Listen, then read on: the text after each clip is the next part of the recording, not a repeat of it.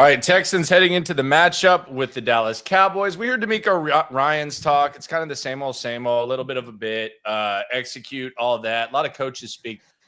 Let's hear from someone that DeMeco Ryan's brought in to be a leader of this team, Aziz Al-Shire. We'll also get into how you solve problems. It's one thing to acknowledge problems, how problems are solved, and how that fits with the Texans as they head up 45 for a primetime matchup against those Dallas Cowboys. Here's Aziz Al-Shire. I asked him about the state of the defense and the state of the team, and this is what he had to say. We handled our part, then they wouldn't have scored the points to end up winning the game. So it's tough because, can you look at the stat line and say we made a quarterback throw 5 interceptions? Like, no question. If you just read that stat line to me, for any team, it could be Little League for all I care. I'm going to be like, yeah, they won the game. And then when you see like what happened and what transpired throughout the game, I think it's just playing every single play. Like, we all had plays that we could have been better. Because if it was just about the 5 interceptions, then cool. But we come out and we're up 23-7. I don't care if the offense don't score another point. Because if their offense doesn't score another point, then we win the game and nobody's talking. Like, y'all can still probably talk about the offensive struggles and all that, but we still win the game. So I think, again, it's just a mentality that you got to have in the perspective, because if you feeling like, man, we did our part, man, we did good. It's like, I'm telling you, that's a setup for a bad outcome in the long run. So definitely it's not the mentality that we had.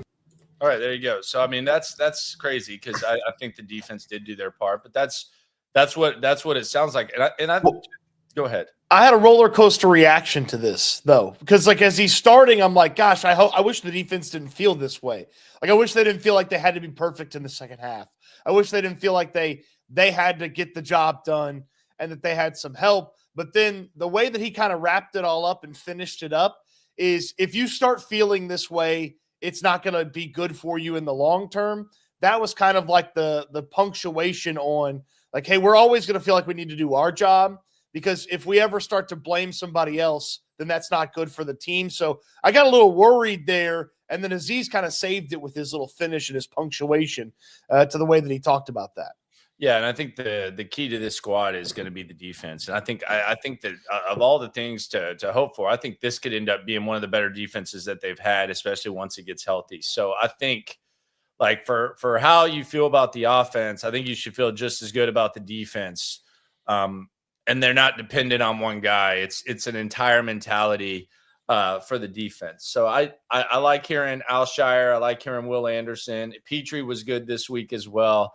And most importantly, you like seeing how they play.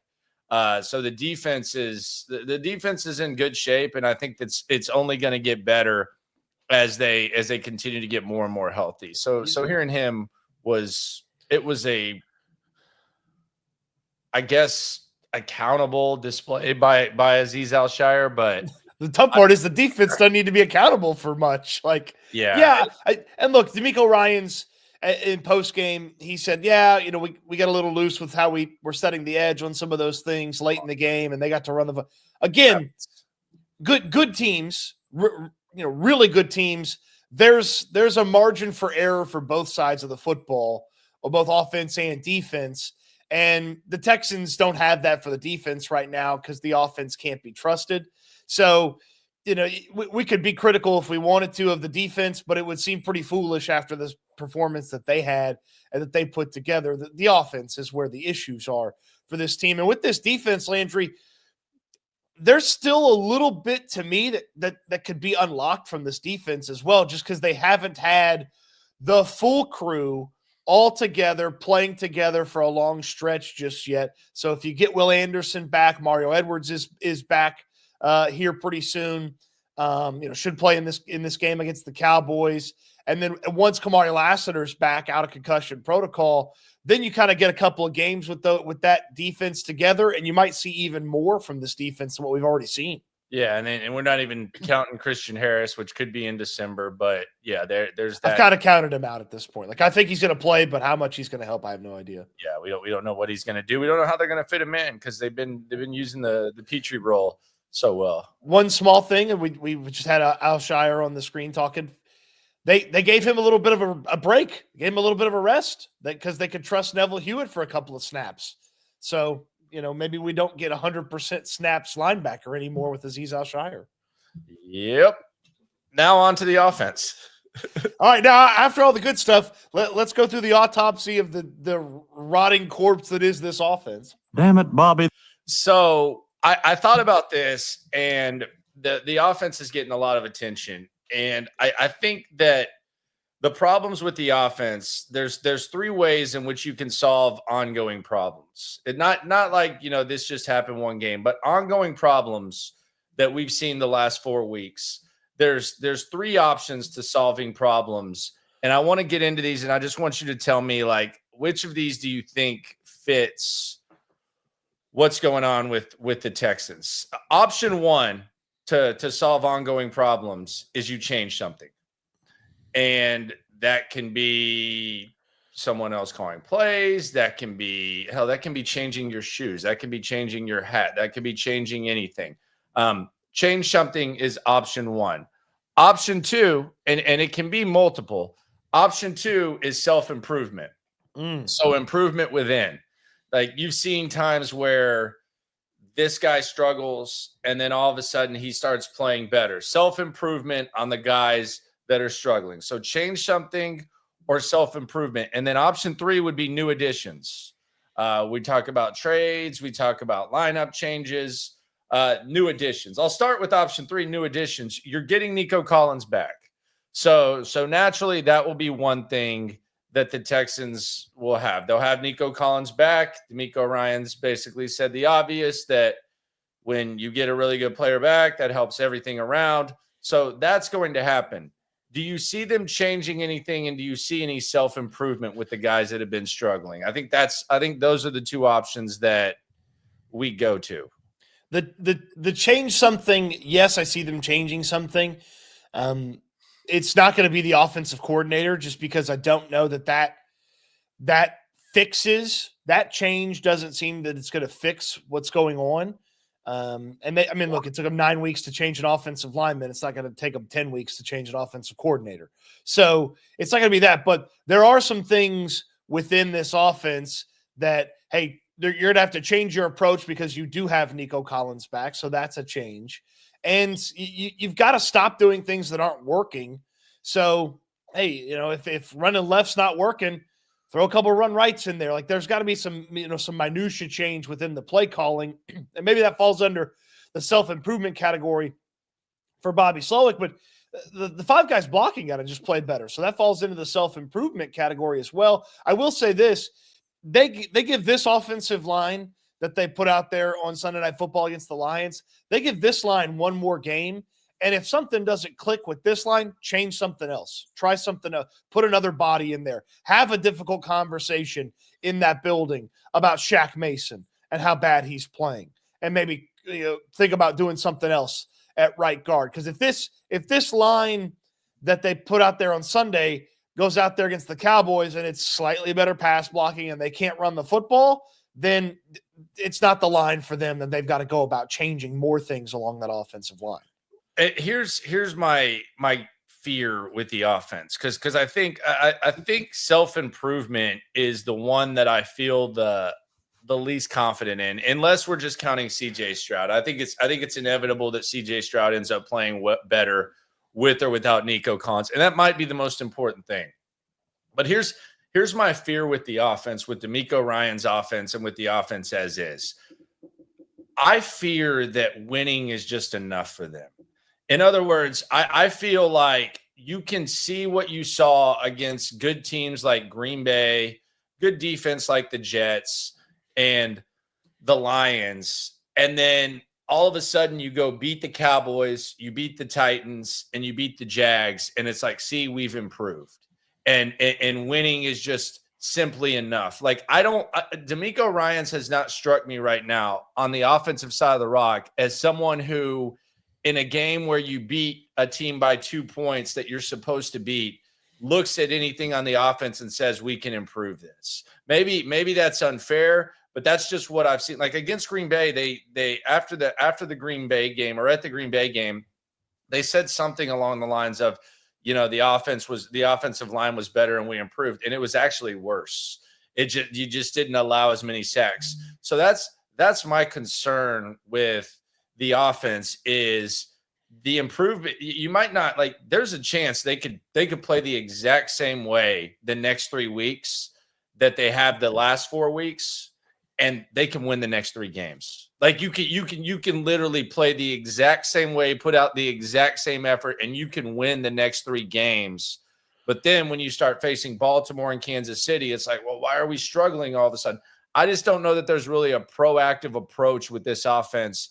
And that's kind of my concern about the significant improvements, acknowledging that Nico Collins coming back and CJ Stroud playing better is going to make this offense better. I feel like you're absolutely on the right track with the way that this coaching staff approaches victories and winning, because the players were a 6-3 football team and had a players only meeting about this isn't good enough. But to your point, DeMeco Ryans can go up to the podium and say, yeah, the pass blocking improved from Green Bay to Indianapolis, when actually they allowed more quarterback pressures and more constant pressure. And then, hey, there's some good plays. And this, so winning cures all ills. This wasn't an unhealthy situation at 6-3, and the players still had a giant meeting amongst themselves about how this isn't good enough.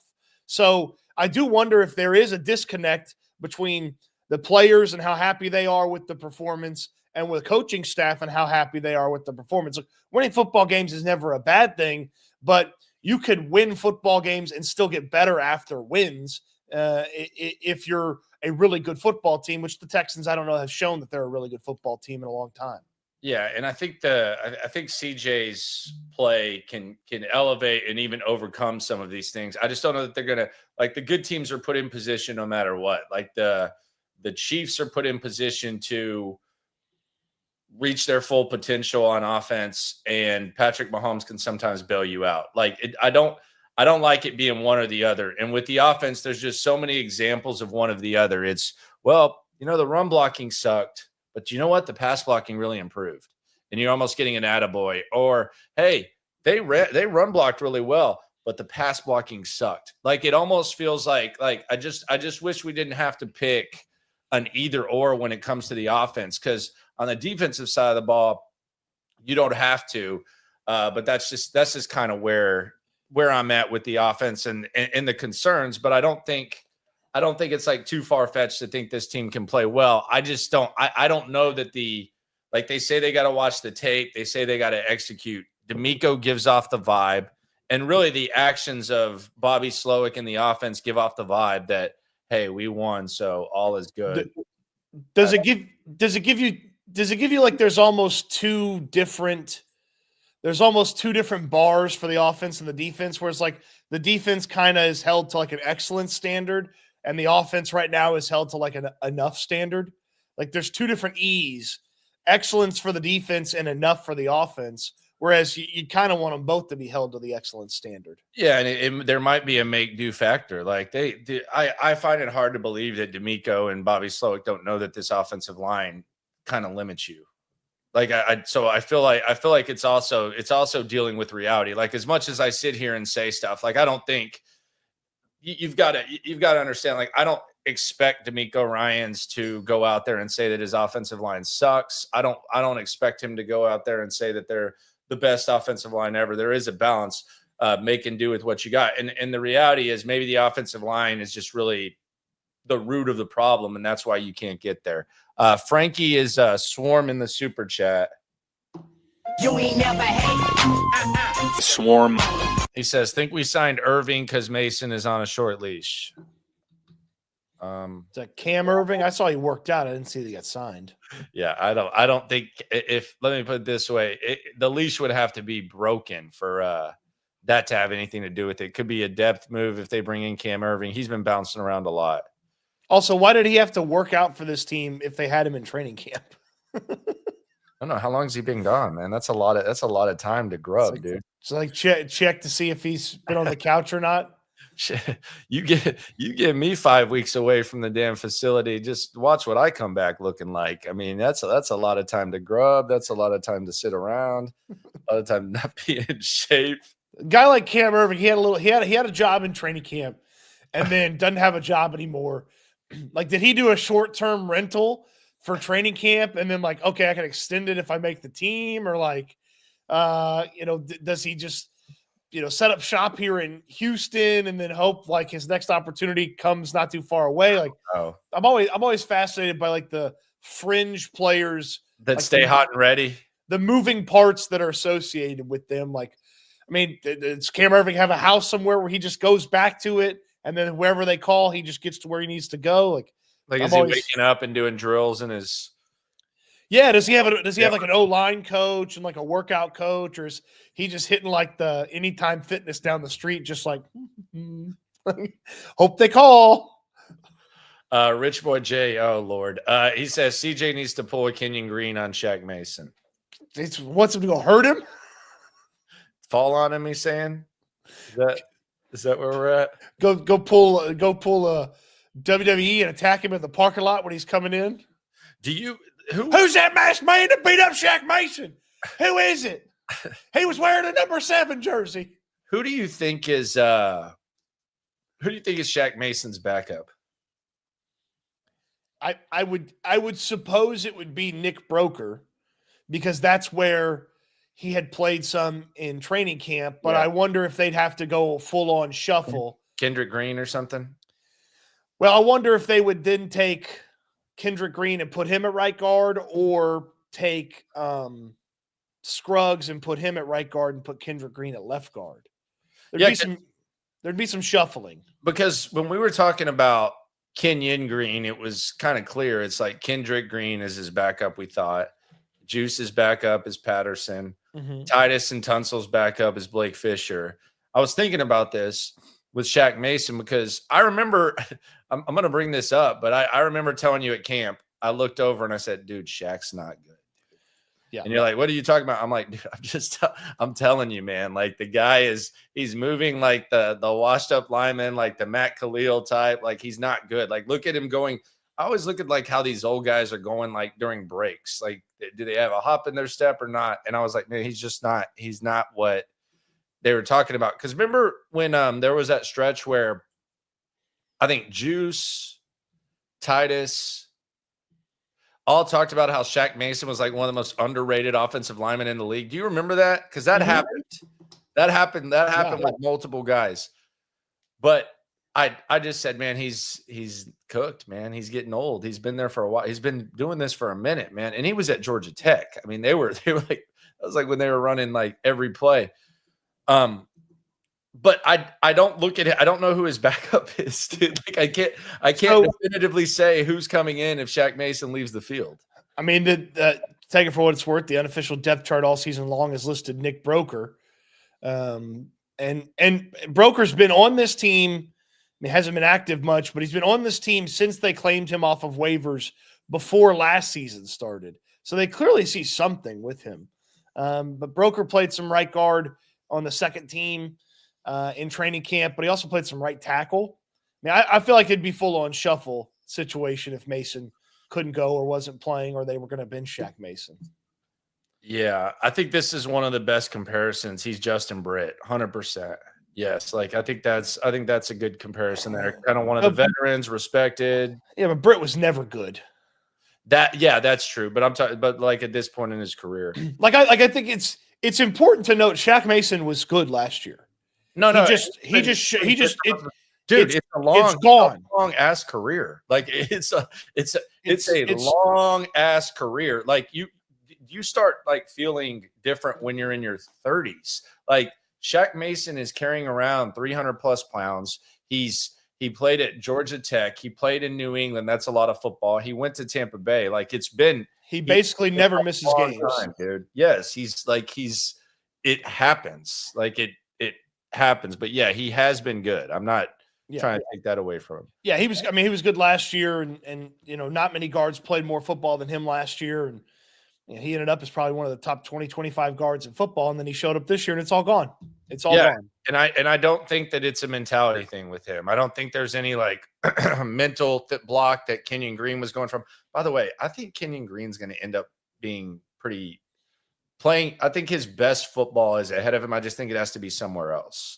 I think he just needs a change of scenery. I I truly believe that he'll be able to carve out a career for himself. I just don't think it's going to be here. I think Titus, sometimes the mentality is a little bit different. Like, I think he tries to kind of act Tunsil-ish a little bit, which Tunsil can do because Tunsil's a little more talented. But it's not a mentality thing with Shaq. It's just father time. Cam says, what do you think is the end game for this team? I still think they can get to the AFC Championship game. Like, with everything we're talking about and all the issues, like, you just want to fix them. But I still think they can get – I still think this team can win 2 playoff games. I really do. And it's the defense. Like, as much as we talk about the offense, it's the defense. I think this defense, like, we've seen good defenses carry teams to AFC Championship games. It happens. Like, the Jets made back-to-back AFC Championship games with a good defense. And CJ Stroud is better than Mark Sanchez, and Nico Collins is better than any receiver they have. And you have Joe Mixon. So I don't like the goals of the previous – like, they're not washed away. I know there's some people that have soured on them. I don't love the vibe right now. It's not fun. There's also a possibility they could get bounced in the first round. So I'm not sitting here and saying the floor is the same, win the division. The ceiling, I think, is the same as well. Maybe you're leaning closer to the floor than the ceiling, but I'm not just completely eliminating this team from possibly making the AFC Championship game. I'm not there yet. They feel like an at best one and done squad. You beat the 4-5 team, or you beat the 5 team in the 4-5 matchup to open wild card weekend, and then you go on the road to one of the AFC elites and they cave you in. But the defense travels. That's what I always say, is that the defense travels, and so does the run. So does Joe Mixon. Sure. Yeah. Well, I mean, Bobby, they can't. But the play calling gets more like the. But Bobby travels too. Yeah, he does. Yeah, he's going to be there calling the plays. Yeah, so I don't really feel good about C.J. Stroud and company in snowy Buffalo in January. Okay, I don't really feel good about C.J. Stroud and company in cold-ass Kansas City. Okay, I don't really feel good about C.J. Stroud and company going back to Baltimore again, where they didn't even score an offensive touchdown last year. The Gremlin asks, is Caserio still on the mic in the booth for games? Also, why does it feel like the Texans never break the huddle before 12 seconds on the play clock? I haven't really noticed like a big problem with when they break the huddle. There's a few times where the clock's going down. It doesn't feel like they're really doing anything at the line of scrimmage, though. Is that fair? Like Goff, like when Goff goes to the line of scrimmage, you hear check, like you hear stuff. It doesn't even, like, when they go to the line of scrimmage, it almost feels like it's just being pointed out, but nothing's really being changed. Maybe that's just me watching a game feeling. It doesn't feel like they're really like adjusting anything when they go to the line of scrimmage.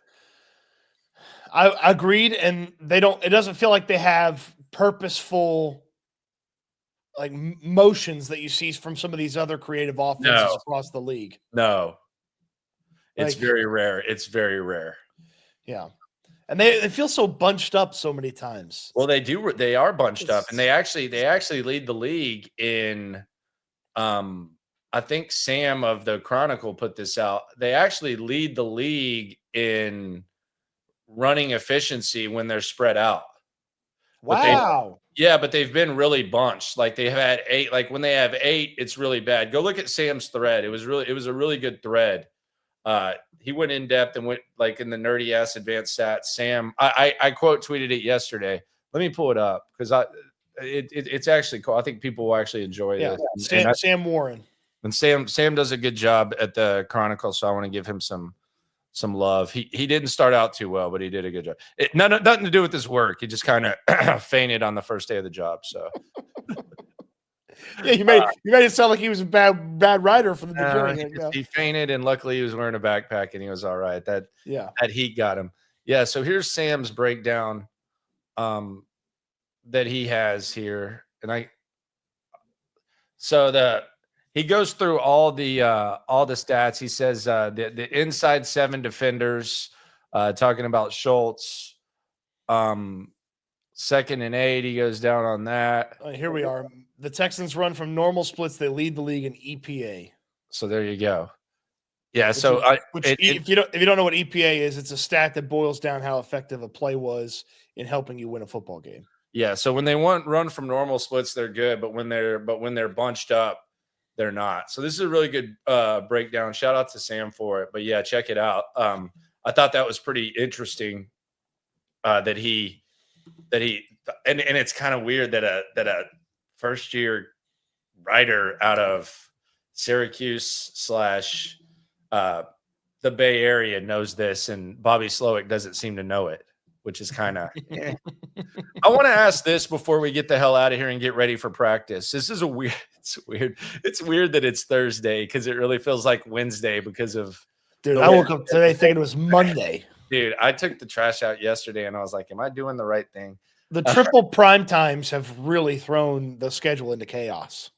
Yeah, did you think it was DeMeco's just getting like so hardo where the cameraman or whatever asked him about granted he didn't say it like the way that the like last year was different, but he asked him about like basically like the primetime schedule, and DeMeco's just like, well, it's just a normal NFL schedule to me. This is why these guys are built this way. And it's like, brother, y'all had all noon games last year until week 18. Like, it's not, I know you're in San Francisco and stuff, but it's playing Thursday night, then Sunday night, and then Monday night is not just a normal NFL schedule, coach. Like, come on. Also, it was very easy. All I had to say was, really for us this week, the only difference is the guys get an extra day off, and that really helps them recover, and they do a really good job, and then we're excited to play on Monday Night Football. But Sunday Night Football, there's not really a change. You just play later in the day. Thursday night, obviously, there's a big change there because you don't have any time. You can't really practice. Normal schedule. It's just normal. But then he just hit the guy with, nope, nothing's different. It's a normal schedule. This is a normal schedule, If guys are here because they can handle this. Even though every game was a noon game last year, and we have one Saturday night game, it's just a normal schedule. We got to execute it. These guys are built this way. This is why they're in the NFL. AMAC on the suit. Do you think they kept out Nico to see if Hutchinson is a good depth piece? No, I think they kept out Nico because they're just being very cautious. If they need an answer on Hutchinson, they can ask me. Yeah, I would say we're gonna have to see how that looks next year and the year after that, with him. So yeah, I hope there's some undrafted free agent pushing him for his job. Do you think, before I get into this, something that I kind of want to touch on that has become kind of a theme of this team? Do you think that there's a possibility that Caserio's kind of rubbing off on DeMeco a little bit with someone like the shtick and the bits? Because we know that they had the old Patriot way crap where they would just go above and beyond for advantages. And I saw Gronk's brother the other day talking about how Belichick got pissed that his dad said he had a high ankle sprain. But you see all these other teams, like they're making announcements about who's going to play and stuff on Wednesday. Even I've seen Shanahan do it too. And McVay literally goes up there and gives an injury report before he speaks. Like he's literally go up there. Yeah, Puka's dealing with an ankle, so we don't know what's going to go on with him. Aaron Donald, he's day to day. He's got a shoulder, so we'll see how he feels as the week goes on. Blah blah blah blah blah. They did they've done the activate bit twice now with their guys. Do you think this is like the last fight to the death of the Patriot way, having some sort of presence at NRG, and that maybe this is kind of like as much of a Nick thing as a DeMeco thing? Oh, well, the Nico Collins thing was certainly a Caserio thing. Like that's totally and wholly in his control. Because it's not like DeMeco Ryans and Bobby Slowik practiced like they were going to have Nico Collins. So that was wholly a Caserio thing. Yeah, it does feel. DeMeco just doesn't like to talk about injuries for whatever reason. Yeah, I mean, I don't know why. Because ultimately, you think Caserio is basically like, hey, we can't be. He's always tried to have the ranks closed as close as possible. So yeah, I could see where he's like, hey, would you have a problem maybe not talking about injuries? And Miko's like, sure, weirdo. So he just goes up there with the extra hardo roll. Put Keenum back on the bench with CJ. That's what Zach says. Is he not out there? Not something I'm looking for. So I'll look for it in the next game. Is Case not out there? Not something I'm looking for. What if that is a thing? CJ needs Case Keenum on the bench. I mean, he was like pretty much Siamese with him last year, every play. What if that is a thing? What if he needs Case? Well, then CJ's not as good as we thought he was, if that's the case. Well, he's going to have Case on the coaching staff next year, so mark that. Okay. What do we make of all these players' meetings that they've been talking about? No, I'm serious. Like, what are we thinking of that? There's literally nothing good to a players' meeting. You do not call a players' meeting if everything's okay. Yeah. So what's going on? So there's been one, and there's been another. Is that where we're at? I mean, if you have more than one, it's a bad situation. Yeah. So that's what I'm asking. They also had one at 6-3, coming off of a loss. Yeah. So it's like players only meetings feel like something like a 4-win team does, or like a 3-win team, not a 6-win team. Okay, so what do we make of all these players' meetings? I'm telling you, they're not happy with the offense. I think that's what it is too. I think if you read between the lines of what Mixon said the other day, and I don't even know if you have to read between lines. He says we're playing not to lose, and he's saying we're letting guys down. I feel like it seems like there might not be as much trust in the offensive operation as perhaps DeMeco would like. Correct. I agree. That's what I make of these player meetings. That's it. I don't think the offensive operation is trusted. If you ask DeMeco about the player meetings, would he say that all teams have player meetings? Player meetings happen all the time? DeMeco would be like, look, players talk, coaches talk. That's just part of being in the locker room. We have good leadership. We feel good about it. We all got to execute and do a better job. Well, wish they'd execute in those meetings and figure some stuff out. Right. Well, I mean, they got the right opponents. They got the Cows. And then they got the two worst teams in one of the worst divisions in ball. So there we go. That's the good news. Maybe if they have enough team meetings, they'll put together a full game for the offense. Like a 2-hour team meeting got them half a game from the offense.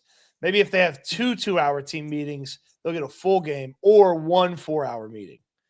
What was funny to me was so many ex-players, and the one I saw most prominently talk about this was J.J. Watt. I was like, 2 hours is a long meeting. Like, it's a long meeting for anything, much less a players only meeting. Yeah, I don't know. Like, what do you think Laramie Tunsil does in these meetings?